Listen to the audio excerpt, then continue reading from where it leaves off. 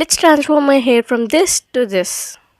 నా ప్రీవియస్ వీడియోలో voluminous ponytail ఎలా చేయాలో చూపించాను. సో దాంట్లో నేను చాలా బ్యాక్ కోమ్ చేశాను కదా. సో ఈ వీడియోలో ఆ చిక్కుని ఎలా తీయాలనేది చూపించబోతున్నాను.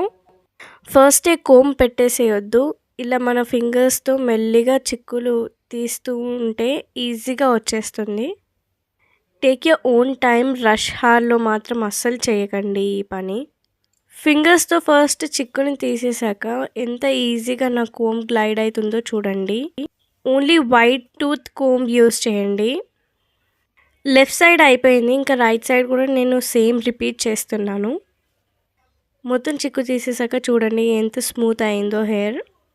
ఫింగర్స్ మధ్యలో సీరం కూడా యాడ్ చేసి ఇలా తీస్తే ఇంకా ఈజీ అయిపోతుంది. మొత్తం ఫినిష్ అయ్యాక చూడండి నా కోమ్లో హెయిర్ కూడా ఎక్కువ లేదు. So I hope this is helpful for you guys. Bye.